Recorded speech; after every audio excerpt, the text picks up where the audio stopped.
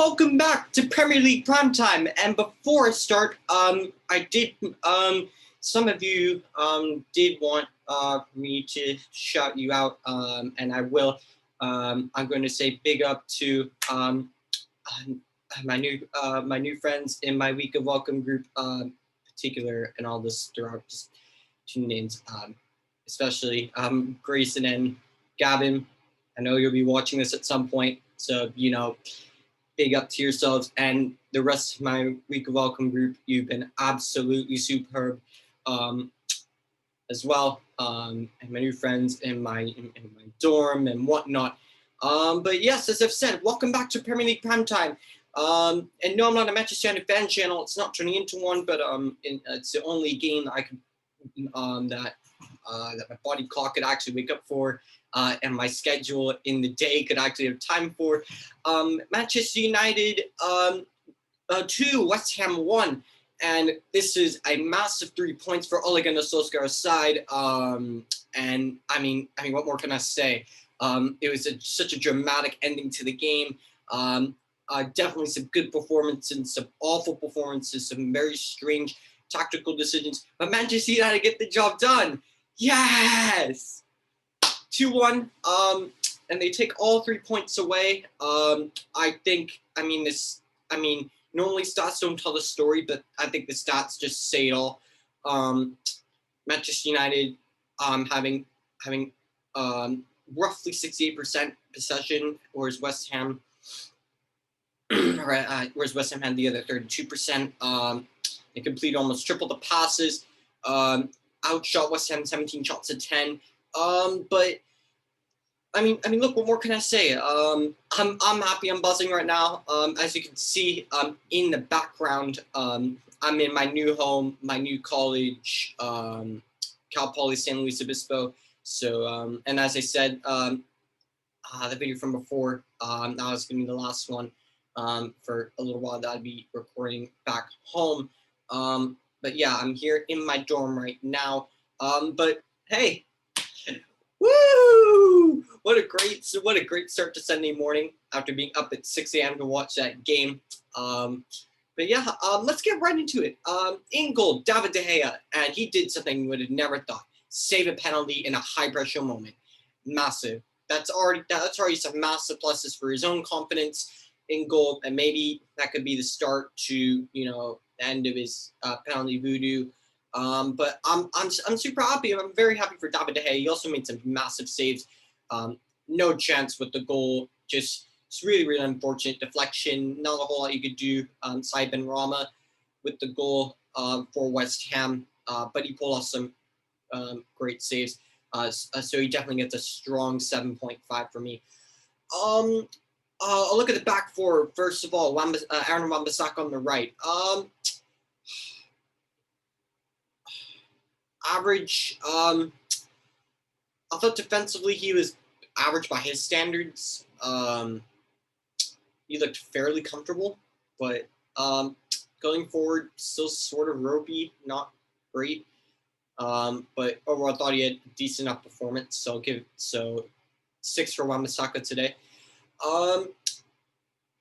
The center backs, I'll start with Varane. Basically immaculate today. A few misplaced passes. Gave the ball needlessly for a corner. Don't know why. And apart from that, he was very good today. Shows, for me, in my opinion, shows why he's in the team all day, every day of the week over Victor Lindelof for me, and why Victor Lindelof he's not good enough. And it shows why we brought in Rafael Varane. And for me, Varane gets a strong 7. Also, was also very, very good on set pieces as well. His partner, Harry Maguire, poor today. I don't know what was with Harry today.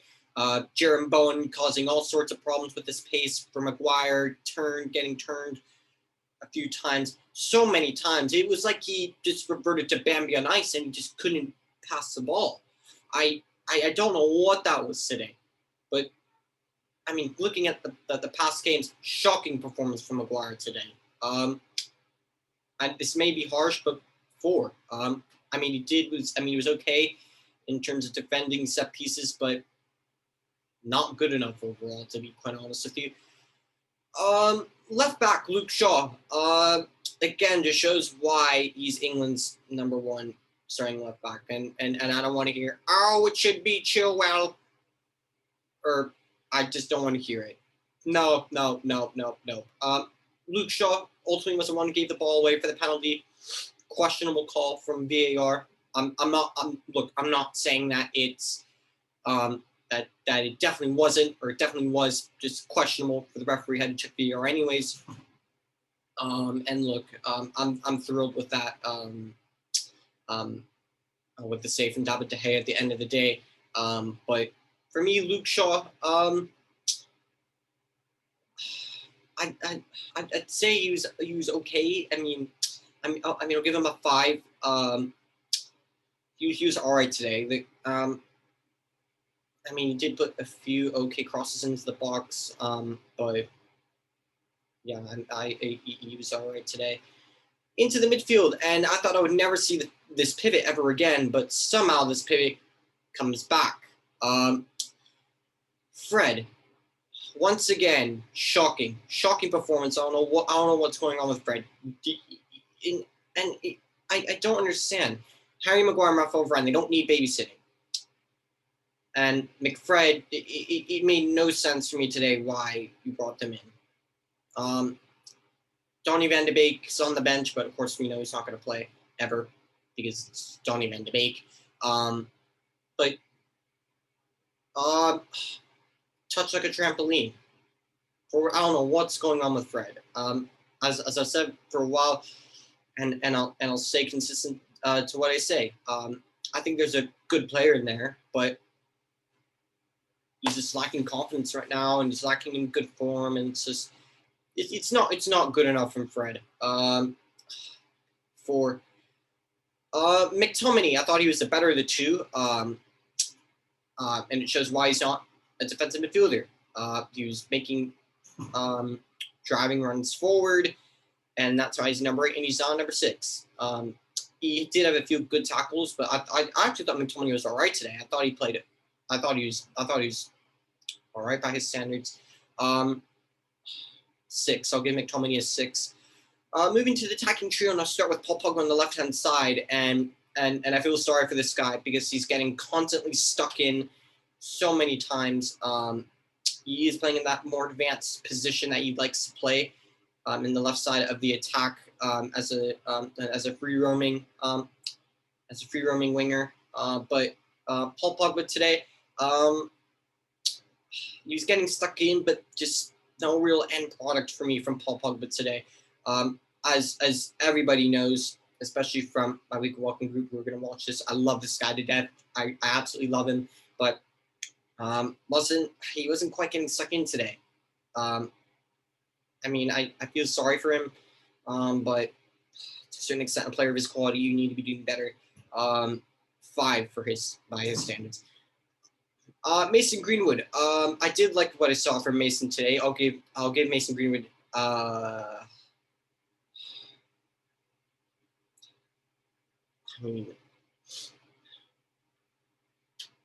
6. Actually, no. I'll give Pogba a 6, and I'll give Greenwood a 6. I was good on the right hand side. I thought that battle between him and Cresswell was a very good battle to watch.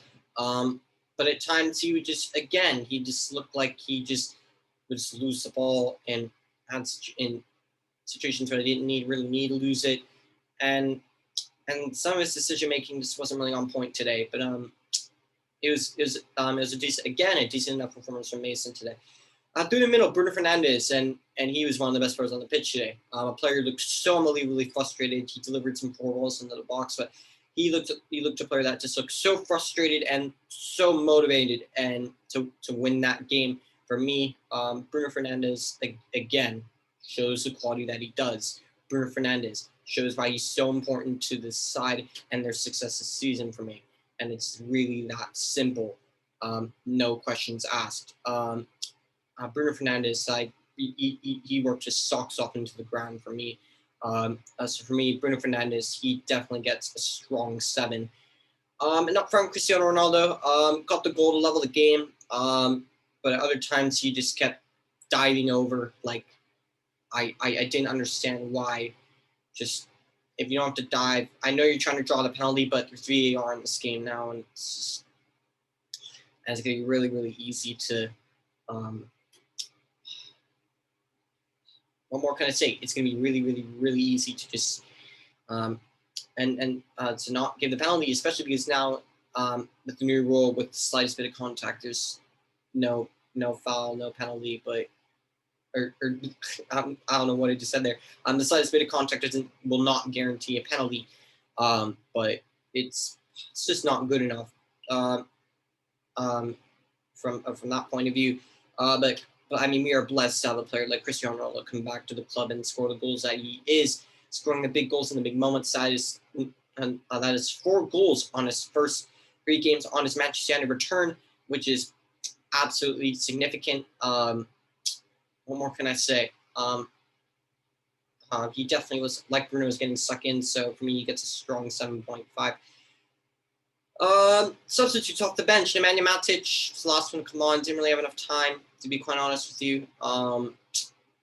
5 average, didn't have enough time. Jadon Sancho, when he come on, looks why he should have started this game, but I could understand why he was dropped to the bench by Solskjaer after a few dodgy, questionable performances.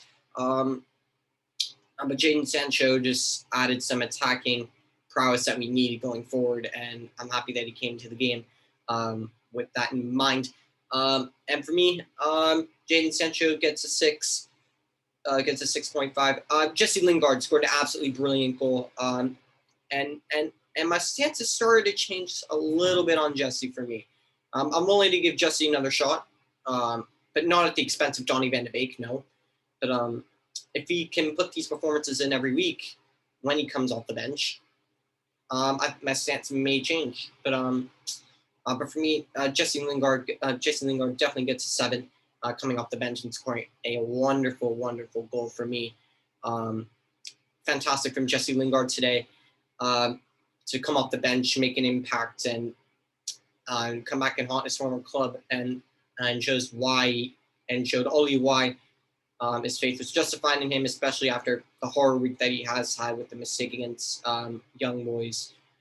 It's been sort of a rough week for Jesse, but he came on and showed just why he is just a part of this match day squad now.